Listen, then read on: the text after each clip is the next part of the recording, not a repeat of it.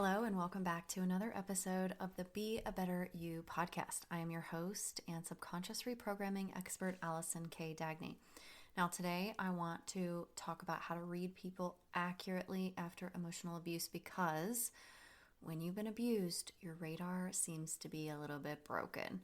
And it's not, it just feels like that. And the reason why is because of your programming. It's always going to come back to that. So here's what I want to say first. After abuse, sometimes people swing one of two ways. It's either you don't trust anybody or you're trusting words too much. And that's what we're going to get into today, because both of these things come from the same wound. And that is having been taught to override what you felt and what you saw or what was true, or having to believe people's words over their actions, or if you've been gaslit into thinking that you were crazy, right? So abuse doesn't just hurt you, it scrambles how you evaluate people. So you're not evaluating people accurately. So that's what I want to share with you today, how to start reading people accurately after emotional abuse. This is a skill that you can learn, but it's also something that is going to be much easier if you reprogram your subconscious mind. Everything becomes so much easier when you do that.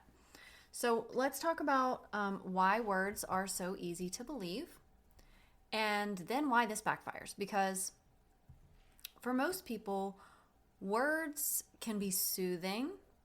They can feel very regulating. They often are wrapped up in like promises that help you feel hopeful. Sometimes explanations can even sound like accountability. And we need to know the difference between when someone is a reliable person, a trustworthy person, or just like a liability or somebody who could hurt us again. And I know that a lot of people, especially after abuse, struggle with this. So that's why I'm here today. Now, survivors typically were trained or conditioned to wait for improvement. Meaning, if someone was mistreating you, sometimes there would be promises that they would do better or they wouldn't do that next time, right? So you're trained to like wait it out. Wait till the next time. Wait till you can see them do better.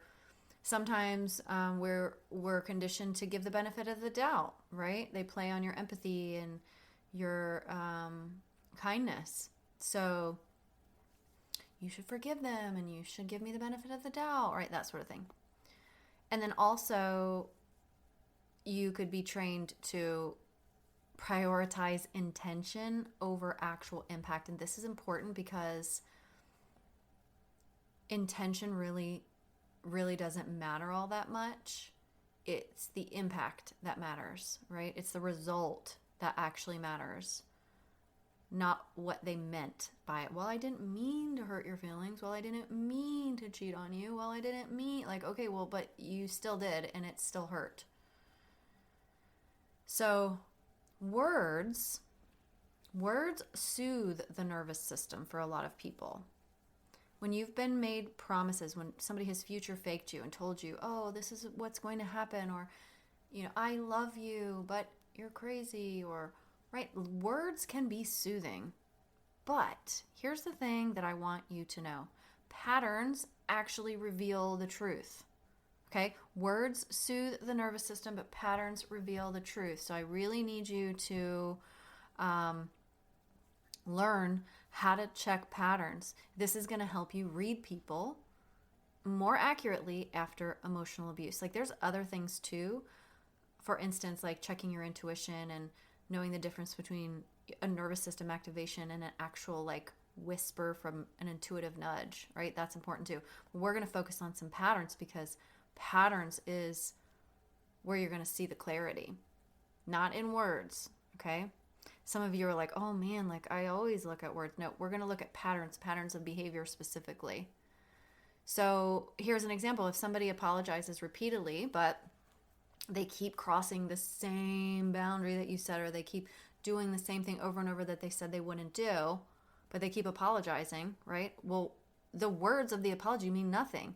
The behavior is what they're telling you. The behavior, it's not just a one-time thing, it's a multiple repeated thing, right? If someone says they're committed to you, but then they disappear when it's, inconvenient, and this is a repetitive thing and they're doing it continually, their behavior is telling you something.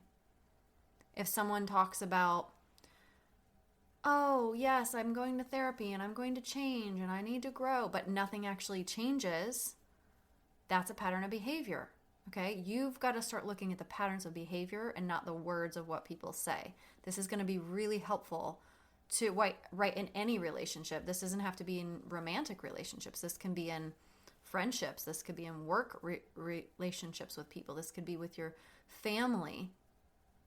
Okay, so we're just going to always go back to patterns of behavior because that's what's going to give you the truth.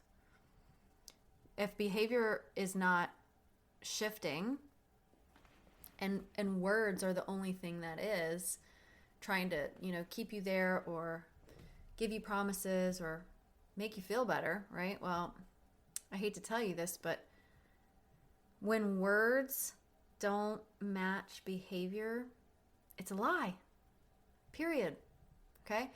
And I'm going to say this gently because sometimes we ourselves do this, okay? And I don't want you to get it twisted. Like, just because your words don't match your actions doesn't mean you're like an abuser or something, okay? Because I've been guilty of this too, where I have a hard time changing things that I really want to change, and I say I'm going to change it, and then it doesn't change, right? I've been guilty of this before. But I'm going to go back to the subconscious mind and tell you why that is, because it all starts there. So if the patterns of behavior aren't changing for you personally, and you want them to change, and you find yourself repeating the same things over and over again, you got to start in the subconscious mind, because there's a reason why the pattern of behavior isn't changing, and that's rooted in the deeper layers of your mind. I want to just give some clarity around what a pattern actually is. And a pattern is really just a repeated behavior over time. It's just something like a habit, right? It's the same thing that is the same kind of behavior over and over and over again. And not just a bad day, not just a one-time thing or a mistake or an imperfection or a backslide or something like that. No, I'm talking about like a repetitive behavior, right? If someone is telling you they're going to be on time and they repeatedly are late, oh, I'm going to be on time this time, and they're repeatedly late, and over and over and over they're late, and they're never on time, that is a pattern, okay? You know this, you see it, this is who this person is, this is what they do. And no matter if they say they're going to be on time and they don't show up on time, well, the words mean nothing because the behavior is what you need to go by. So we're not assessing safety by perfection, right? So like if someone isn't on time, maybe that makes us feel unsafe because maybe they're our ride to get to work, or maybe they have to come watch our child or anything, right? So we're not saying like people have to be perfect, but we do need to look at consistency. We do need to look at the patterns. Is this a consistent pattern, or is this just like a one-off thing, right? Because you can feel a lot safer in consistency and realize and understand that sometimes things happen. Sometimes people aren't always able to show up perfectly, right? That's not a realistic expectation. But if you know somebody is consistently available, does what they say they're going to do, and this is a habitual pattern, then that gives a sense of safety. Now, I want to talk about the difference between repair and repetition, accountability and explanation, and effort versus intention. This is really important. So if you have a pen and paper, you might want to take notes here. Okay, the first one, repair versus repetition. So for those of you who aren't familiar with repair, because you've never experienced it from being in toxic relationships, well, repair is when you have a problem in a relationship where there is some sort of either miscommunication, hurt, something happened, there was an argument, whatever that might be, and then we come back and we do a healthy repair. Okay, this is what happens in normal healthy relationships where we kind of hash things out, we're trying to problem solve, we maybe like having trouble understanding the other person, but like we're working through it, right? And then we repair and we say, hey, I'm sorry. Like, I realize there was an impact to you. I really have no excuse for why I did that. And I want to apologize. That's like a deep repair. If you've like, oh my God, I've never heard anybody say anything like that to me. Well, chances are you're probably with somebody who's like very avoidant or narcissistic or something like that, if you've never heard a repair like that. But that's kind of like a healthy repair. There's other ways that can be done, but that's kind of an overall generalization. But repair, what I want to expose to you is the repair versus repetition. Okay, so if someone comes to you and says those things, and then they do not repeat that behavior again, right? They say, I'm sorry, I realize this would impact you, I'm not going to do that again, and, I care about you, all the things, right? Well, if they, one, don't do the repair, or two, they do the repair and then they keep repeating the old patterns, then it really wasn't a repair. It was just words to soften the blow, to get you to shut up, to make the conversation go away, to end the argument, whatever, right? Sweep it under the rug. So repair, actual repair, requires some things. It requires accountability. It requires apology. It requires connection. And it requires a promise to repeat a different behavior, to do it differently. But repetition is when you come into a quote unquote repair, whether it is or it isn't, but then nothing actually changes. It's just a repeated cycle of the same thing over and over again. The next one I want to explain the difference of is accountability versus explanation. Okay? Accountability is when you have zero excuses for what happened.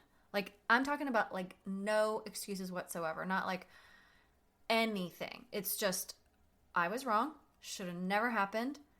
I take full accountability and responsibility for that, and I'm so sorry, and I see the impact, right? Taking really deep accountability can be really hard for some people. But that kind of thing is very, very healthy. Versus explanations or excuses. So if, let's say, you hurt someone and you didn't mean it, and you say, well, here's what was going on in my mind, and, I really didn't mean to do that, and that wasn't my intention, and here's why, and here's what happened, and here's what I was thinking about. That's not accountability. That's excusing it away and giving explanations. And I've had to coach some clients through this kind of thing too, and I've worked through it myself, and I still work through it. But we have to be really careful that if we are, explaining things away, or we're giving excuses, right? That's not the same thing as an accountability. And if other people are doing this to you, it's not the same as accountability or taking accountability. So if you have a partner who's constantly saying things like what I just said, I never meant to do that, and that wasn't my intention, and here's what was happening to me that day, and I had a lot on my mind, and that doesn't really feel good when other people approach it that way. It feels good when people say, I understand that this really impacted you and it hurt you, and gosh, that is just horrible, and I would feel exactly the same way, and I'm so, so sorry. That's so different, right? Versus all the excuses, all the explanations, but sometimes abuse victims will explain things away like that.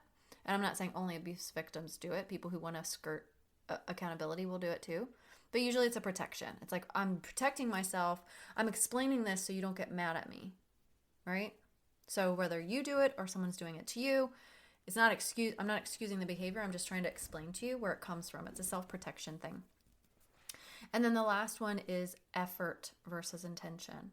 Because there's a big difference in saying you want to change a behavior and actually doing something about it. This is big, right? Imagine that you are just in a friendship with someone.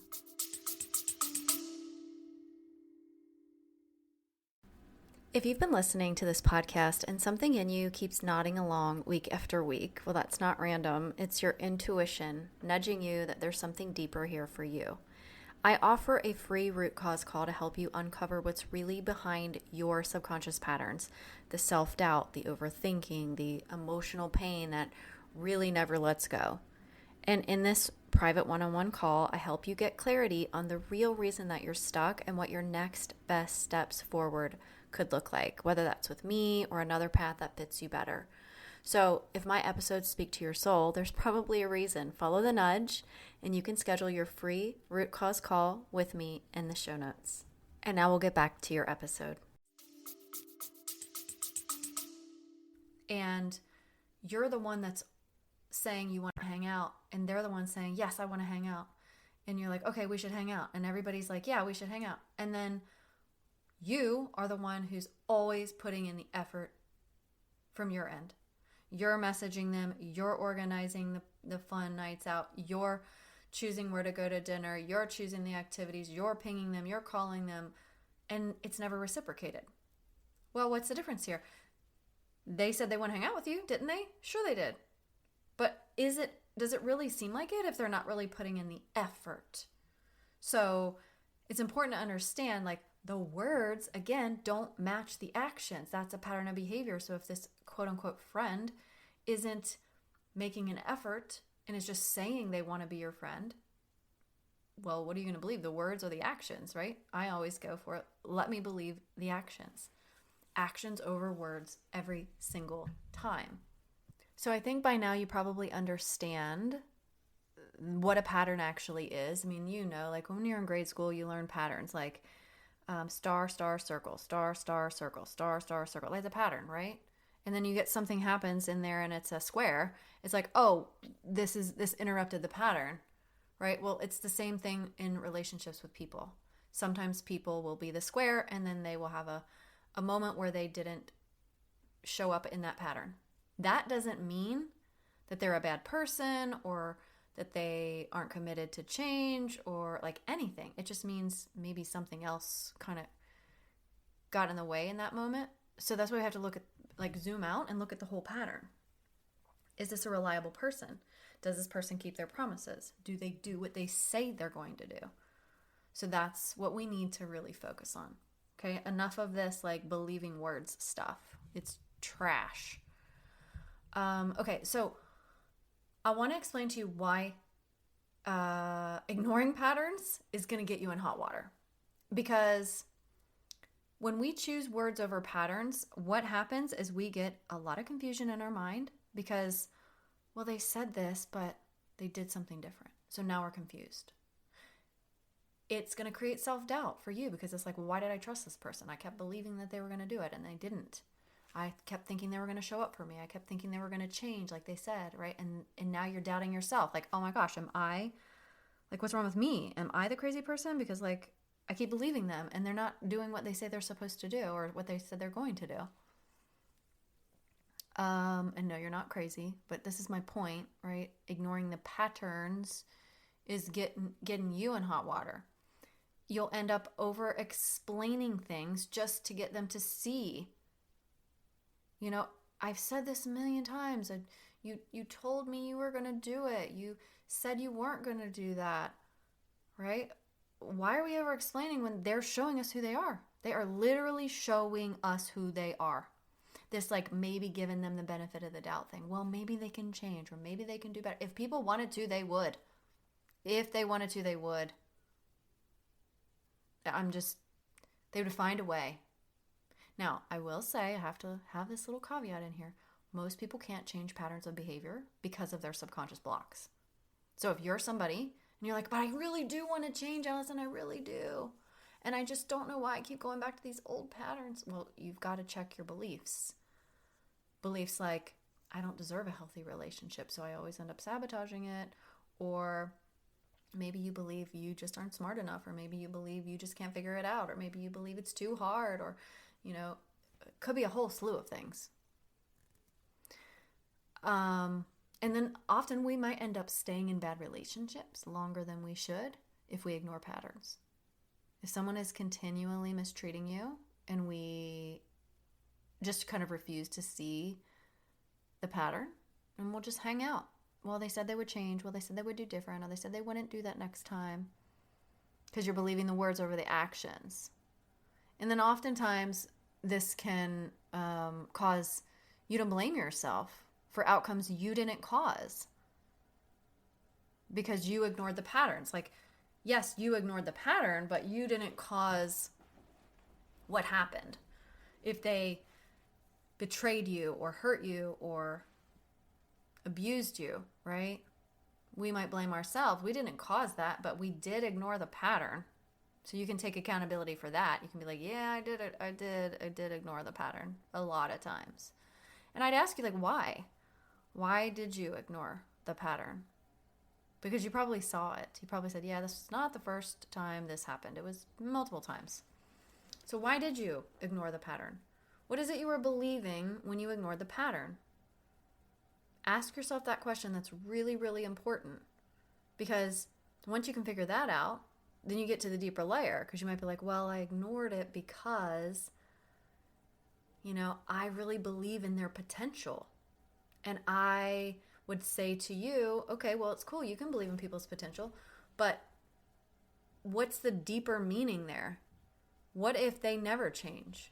What does that mean? And then you might say, well, I am going to have to actually leave the relationship. And then I might be all alone and nobody's ever going to want me. Right? So it's like an onion and we just peel back layer by layer by layer. So it's not usually the first thing you think it is. So when you are accepting words, promises over patterns, what you do is you are managing reality instead of responding to it. So you're basically sitting in this state of being that's this person's going to change, or they said they would do it, or I just need to wait for them to be better because I believe their words, right? Instead of just responding to what the actual behavior is. You keep doing X, Y, and Z. This is my reality. I don't want to be with you anymore because you won't change. Right? And I'm not saying we should try to change people or anything like that, but I'm talking about if somebody is repeatedly hurting you, betraying you, crossing your boundaries, criticizing you, emotionally abusing you, that sort of thing. Or maybe it could be even something as simple as people just being unreliable or out of integrity. They say something and then they do something different. If someone says they really value communication.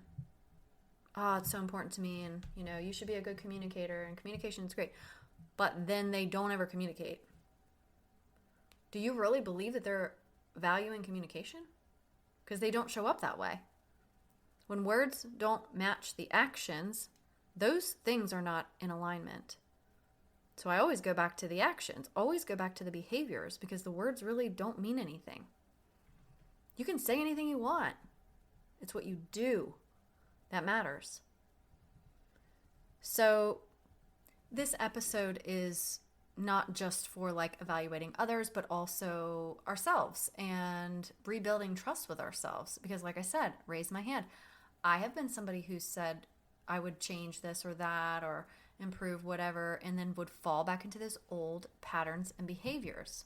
Now, if you go back to episode 198, which is not that far back, there is an episode said your solution to why you can't stick to it past 2 weeks. This kind of goes in line with that because patterns are like habits. So when I talked about integrity before, I don't mean you have to be perfect or you have to have these impeccable moral standards or something. But really what it is it's a consistent alignment between what you say and what you do. If I tell my clients, when I first start with my clients, I always say, I'm going to follow up with an email every time we have a call. And I'm going to tell you exactly what to do for the following week. And I'm going to put it in order in which way I think it will benefit you the most. Because I want to help you stay accountable to yourself. And I want to make sure that we capture everything from our session and then you have that as part of your map, right? So I tell my clients that on our very first session, I do that. If then I don't do that, am I really in integrity? No. They're going to be like, wow, she said she was going to do this and she never did it. I don't do that. I'm in integrity. When I say I'm going to do something with my clients, I always do it. Now, if one day I happen to forget and I didn't send the email right away, I'll send it as soon as I can. But I'm not going to say I'm going to do something if I'm not going to be able to commit to doing it. That's the other thing. I think sometimes people like have wishes and hopes and dreams that they can be different and they want to be and they really have a strong desire to be, to change or to do some certain kind of thing, and then they didn't have like a realistic view of themselves, or they didn't have the right tools at the time, or they just made the promise on a whim and didn't really have a plan associated with it. So when I help people with changing their patterns and their behaviors, part of what I do is we have a plan. We have an established route that we're going to take from week to week to get you there. I've worked with a client who was really struggling in her marriage, and she'd been married for like 10 years, but prior to that, she was in an emotionally abusive relationship. Well, this new marriage was not emotionally abusive at all, but she was still being triggered by different things in the marriage that brought her back to the old relationship. And so we had to work through changing her patterns and how she was showing up in her marriage to save it. And thankfully we did. But this is a reality for survivors a lot of times, you know, like we aren't perfect and we do have good intentions. Like she wanted to stay married to this person. She didn't want to show up the way she was showing up in her old relationship, but it was coming back as a pattern. And her husband was getting frustrated and they were getting into arguments all the time. And then when she came to me, I was like, oh no, we can repair this. It's not an issue. It's just a subconscious block. There's just blocks inside your brain.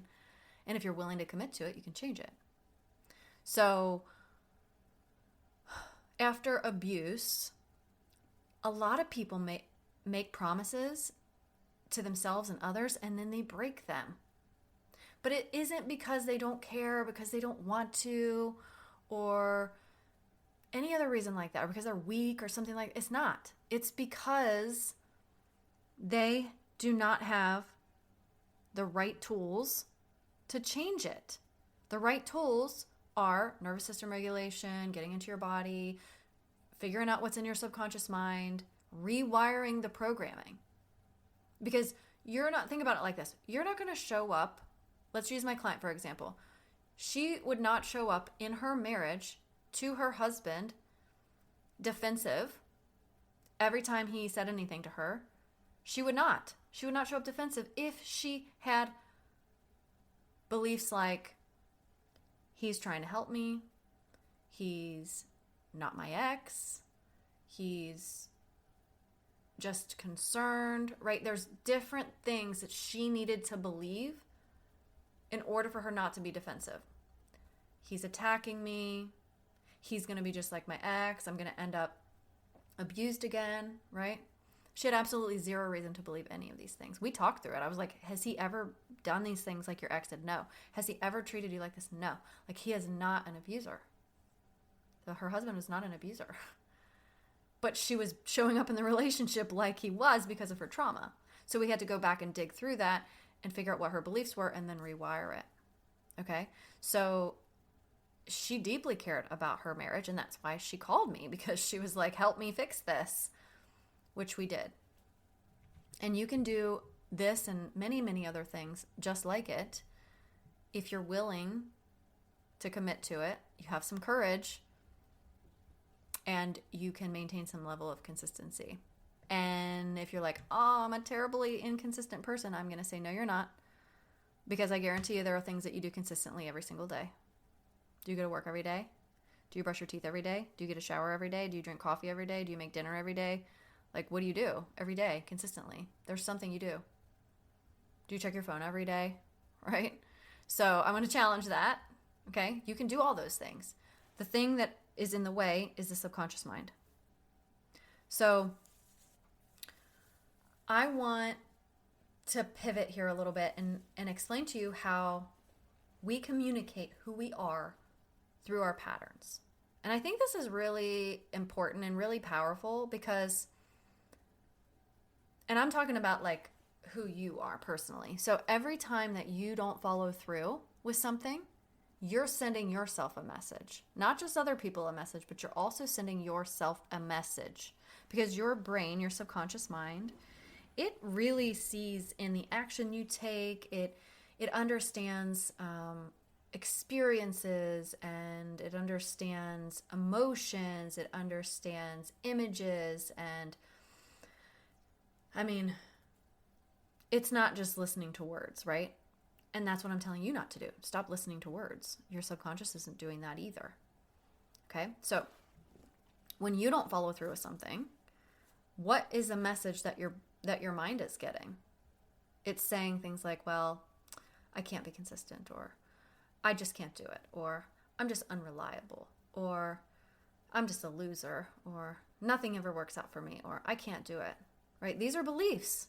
I just rattle them off the top of my head because I hear these things all the time. And if you're not matching your words with actions, then you're sending a message to yourself. When you do match your words with your actions, you also send a message to yourself, and it reinforces. Like, think about something that you know you're really good at, and you know you feel really confident about. Like, let's say your job. Let's say you're really good at your job, right? Well, if you really value your job and you show up to work every day and you do your job really well, you start reinforcing beliefs about yourself. I'm a good worker. I'm a good team member. I'm amazing at my job, right? Those are reinforced through the action and behavior that you take every day when you're there. And then the other thing is, like, other people also learn to expect things from us. So what is it that we are telling other people, and how is it that we're showing up? And then other people are going to learn from that as well. So at the beginning of this episode, if you recall, I said that this is about how to read people accurately after emotional abuse. And I did talk about that, but as you can see, I've kind of shifted to our own selves. And part of the reason that I wanted to do this is because sometimes it's easy to point out things in others and harder to see it in ourselves. So when you notice that you are doing some of these things, then it's a lot easier for you to look at others to be like, oh, so you can start reading them better. I don't behave all the ways that I say I will sometimes, and maybe I don't have specific patterns of behavior in myself. Maybe other people are doing this too. Maybe I should start to look at who they are. Okay, reading people is not some like psychic ability. It's just watching patterns. It's just seeing, what is the quote that says, like, when someone shows you who you are the first time, believe them? I don't know about like the first time, because sometimes the first time you meet somebody, they could just had a really hard day and it wasn't the normal way that they would show up. But if it's a pattern, then yes, I agree.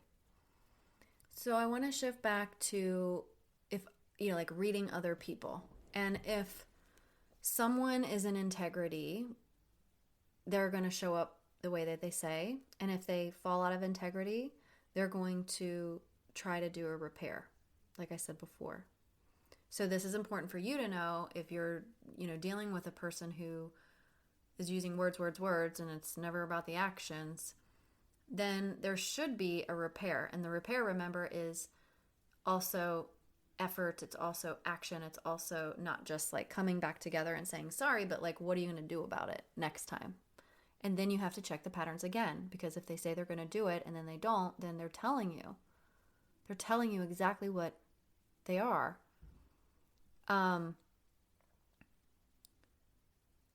If someone says, I thought I could do it, but I can't, well, that I believe is integrity. And that's important because sometimes people really do believe they could do something and then they realize later that they can't do it.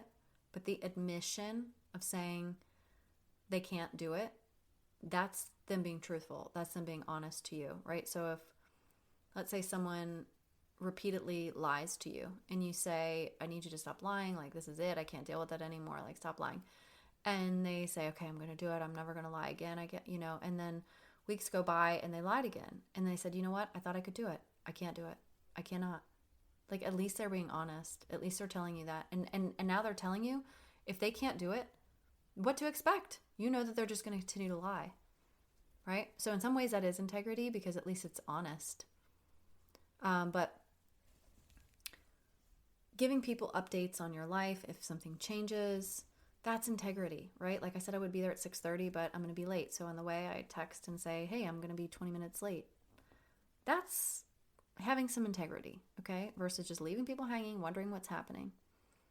Adjusting to commitments is also integrity, right? So if you've committed to doing something and then you said, hey, actually I've been thinking about it. It's not going to work for me. I'm not able to do that, right? You don't just have to keep the promise that you originally made if something happens or something comes up. The integrity piece is just being honest and saying what shifted or what changed. And the problem would be if someone is constantly committing something to you, like I'm going to show up, and then later says, oh, actually I can't. And then the next weekend, I'm going to show up, and then, yeah, they could call you and tell you they're not coming, but the pattern of behavior is that they don't commit to what they say, even if they apologize for it or tell you why, right? So I don't want this to get confusing, but honestly, like, just to break it down really simply, is just check the pattern. Just check the behavior, because integrity is important, but it doesn't mean you're never going to fall out of alignment. Sometimes you will. Like, I feel like I'm a pretty high person of integrity, but I'm not always. Like, sometimes things happen, and it's noticing and returning back to that place that you want to be. Okay? So again, just repeating behavior. Watch the behavior. Watch the behavior. Stop looking at the words. So this is an essential skill, and it's a learned skill. It's not something that, especially if you've been abused, that you might even know how to do in the beginning. But pattern recognition rebuilds trust in yourself, because you're like, oh, I see what this is. I see this is what they do all the time. This is how they show up all the time, right? So then you have this like inner compass, and you're like, I know what I'm dealing with here. I know who this person is, and I know how they show up. So then you have some power, right? Because if you know your friend is always late, right, you can decide, do I want to keep inviting them to these things because they're always late? Or do I want to keep asking for rides because they're always late, right? You are able to recognize the pattern, and then you can make adjustments to your life because of it. Do I want to be in a relationship with somebody who can let me down all the time? That's their pattern. That's what they do. If I've talked about it with them, have they tried to repair? Have they taken accountability? Do they promise change? Do they not repeat the change, or do they repeat the change, right? These are the things that you have to look at. These are the things that's going to help you read people better, is the patterns. It also reduces rumination. Why? Because when you don't have to worry all the time about what's next, then you don't have to fill in the gap, right? So I have a client whose friend would, when they would hang out, would always pick her up and took her out. Like, she never had to drive. This friend always did it for like 14 times in a row. And then the 15th time, the friend said, hey, do you want to meet me out at this restaurant tonight? And she started ruminating. She was like, oh my gosh, what's happening? Because the pattern changed. The pattern shifted. It was like 14 times of being picked up, and now all of a sudden, oh, why? What's that mean? Like, it kind of starts messing with you. So when you understand the pattern, and more importantly, when you trust the pattern, you stop needing to convince yourself, because you know that this is who this person is and this is how they show up, right? So even if there was like a pattern interrupt or something happened, like they asked you to go meet them instead of pick you up, you can lean on that pattern. This could just be like a one-off, especially when the pattern is consistent. So you know that you trust patterns. You don't need to convince yourself, oh no, like something's wrong, or they're mad at me, or they're tired of driving me, right? No, you just trust the pattern. You just know this is what it is. Okay, cool. And you can let go. But sometimes people can't do this if they've been in an emotionally abusive relationship before, because any sort of inconsistency gives them a sense of insecurity and it feels unsafe. But when you do the healing work and you understand that patterns are safe, like it's safe to have patterns, like especially healthy patterns, not bad patterns, obviously, but safe patterns feel really good. But if there's anything that changes in that pattern, that it doesn't mean that you're not safe anymore. It just means something interrupted the pattern, and then usually the pattern goes back to what it was. Okay, so just as a recap, reading people accurately, especially after emotional abuse, is not like you've got to become really guarded or hypervigilant or anything like that. It's more just about learning to trust patterns over words, both in yourself and others, right? Because you're not going to be taking like an accurate inventory of who you are, who other people are, if you just believe words. Like even if you just believe your own words, like I'll try my best, I'll change, like about yourself, and then you don't do it, right? Those are your patterns. So I'm not just gonna, this is the Be a Better You podcast, right? So yeah, we need to look at, I want you to be protected, and I want you to be able to easily evaluate other people's behavior, especially after emotional abuse when we're really confused about who to trust. But it's also about you, because we need to improve ourselves as well. So words can feel soothing, remember, especially after abuse, but patterns are what's going to tell you the truth. Consistent behavior over time is what is going to show you who someone is way more clearly than promises, explanations, good intentions, the try hard, all of that. And when those patterns do not align with the words, right? It's not your job to make sense of it, especially from others, or wait for it to change. That's where you have the power. That's where you have choice. So if someone is repeatedly letting you down and repeatedly making promises and repeatedly giving you hopes and dreams and future fakes and all the things, right? You've got to assign a definition to that, to those patterns. You can also look at how this applies towards you. You can turn the lens inward on you, your own patterns, how you follow through or don't, how you repair or don't, how you honor your limits and boundaries or don't, how you communicate safely to your nervous system and clarity to others and show up in the world. Right? Again, this isn't about perfection for anybody. It's about being in integrity, utilizing the option to repair, and making changes when something needs to change. And when you can see patterns clearly in others, it's safer for you. When you can see patterns clearly in yourself, it becomes a better opportunity for you to improve and grow, and it becomes much easier to see them in others, right? When you know your own patterns, you can be like, oh, yeah, that's what that is. So it is important to turn the lens on ourselves as well, not just always focusing outward. And this is where clarity comes in and gets rid of the confusion for you and the overthinking, the rumination, and the self-doubt, all of that stuff. So I'm going to leave you with this. 2 things. If you want to read people more accurately, then stop listening for what feels reassuring or hopeful and start actually watching the patterns and what repeats. Secondly, if you want to know yourself more deeply, right? Stop listening to your own words and your own BS and look at what you actually do. What are your behavior patterns? How are you showing up? Let's be honest. Let's be real with ourselves. That's how we're going to heal ourselves. Okay, so a simple practice to try that I'll leave you with is over the next week, pick one relationship and just notice patterns without interrupting them, without calling them out, without doing anything about it. This can be a relationship with someone else or a relationship with yourself. You don't need to explain or justify. Just ask yourself, what is actually repeating here? What is the repetitive pattern? Something maybe I never paid attention to. And then just notice.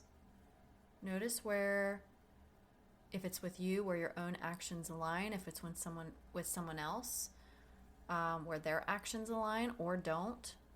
And, what you say matters. What other people say to you matters. But what matters more is the behavior. So there's no judgment here, just information. Clarity comes from observation. That's where you're going to learn the most. And then you can make changes. And if you want my help, you can always schedule a free 30-minute root cause call from the link in the show notes. And I would be happy to help you get to the root of it for yourself and help you be the best version of you that you can be. Thanks for being here. Talk to you next week.